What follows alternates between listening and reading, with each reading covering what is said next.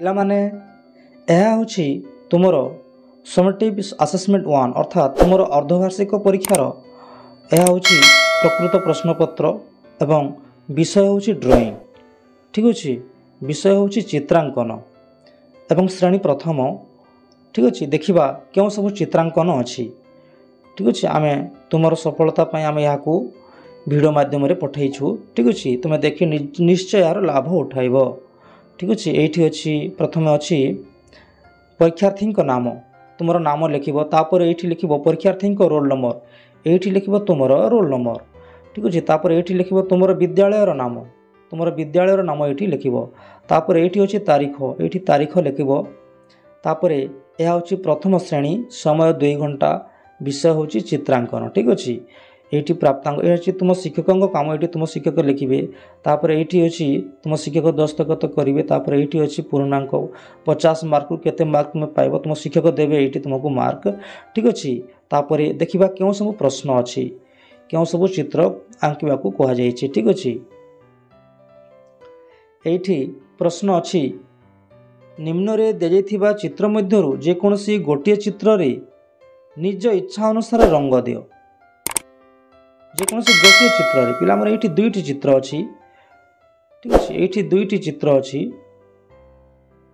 ପ୍ରଥମ ନମ୍ବର 1 ନମ୍ବରରେ 2ଟି ଚିତ୍ର ଅଛି। ଗୋଟିଏ ହେଲା ସୂର୍ଯ୍ୟ ଉଦୟର ଚିତ୍ର ଆଉ ଅନ୍ୟଟି ହେଲା ଏକ ବଲ୍, ଏକ ଫୁଟବଲର ଚିତ୍ର। ଠିକ୍ ଅଛି, ପିଲାମାନେ ତୁମ ଇଚ୍ଛା ଅନୁଯାୟୀ ଯେମିତି ସୁନ୍ଦର ଦେଖାଯିବ।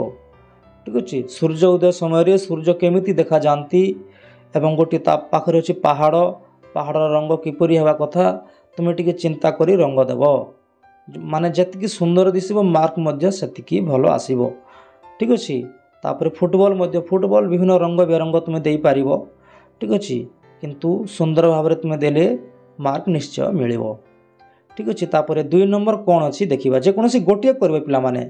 ଏଇଠି ସୂର୍ଯ୍ୟୋଦୟର ଗୋଟେ ଚିତ୍ର ଅଛି ଏବଂ ଗୋଟେ ଫୁଟବଲ୍ ଅଛି। ତୁମେ ଏଇ ସୂର୍ଯ୍ୟୋଦୟର ଚିତ୍ର କରିବ,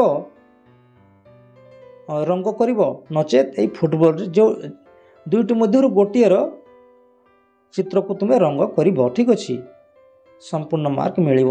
ତାପରେ 2 ନମ୍ବର କ'ଣ ଅଛି ଦେଖିବା। 2 ନମ୍ବର କ'ଣ ଅଛି, ଯେକୌଣସି ଗୋଟିଏ, ଏଇଠି ପ୍ରଶ୍ନ ଅଛି ଯେକୌଣସି ଗୋଟିଏ ଚିତ୍ରରେ ଉପଯୁକ୍ତ ରଙ୍ଗ ଦିଅ। ହେଲା, ସଠିକ୍ ରଙ୍ଗ। ଯଦି ତୁମେ ଏଇଠି ଗୋଟେ ଛତା ଅଛି ଏବଂ ତାପରେ ଅଛି ଗୋଟିଏ ଆମ୍ବ, ପିଲାମାନେ ଛତାକୁ ରଙ୍ଗ କରିବ ବି ବିଭିନ୍ନ ପ୍ରକାର ରଙ୍ଗ କରିବ, ସୁନ୍ଦର ଦିଶିବ। ଠିକ୍ ଅଛି, ଆଜିକାଲି ତ ତୁମେ ଦେଖୁଛ ଛୋଟ ଛୋଟ ଛତା ମାନେ ଯେଉଁ ରଙ୍ଗ ବେରଙ୍ଗ ହୋଇଛି, ତୁମର ବି କାହାର ଛତା ଥିବ କାହା ଘରେ। ଠିକ୍ ଅଛି, ଅନେକ ରଙ୍ଗ ବେରଙ୍ଗ ଅଛି, ଛୋଟ ଶିଶୁର ଛତାଟି ଏହା। ଠିକ୍ ଅଛି, ସବୁ ପ୍ରକାର ରଙ୍ଗ ଏଇଠି ଲାଗିବ, ସୁନ୍ଦର ଦିଶିବ। ଯେକୌଣସି ଗୋଟିଏର କରିବ, ଛତାର କରିବ ନଚେତ୍ ଆମ୍ବର କରିବ। ଠିକ୍ ଅଛି, ଭଲ ରଙ୍ଗ ଦେବ, ମାର୍କ ମଧ୍ୟ ସଠିକ୍ ମିଳିବ। ଠିକ୍ ଅଛି, ଧନ୍ୟବାଦ ପିଲାମାନେ। ଭିଡ଼ିଓଟି କେମିତି ଲାଗିଲା ନିଶ୍ଚୟ କମେଣ୍ଟ କରି ଲେଖି ଜଣାଇବ ଏବଂ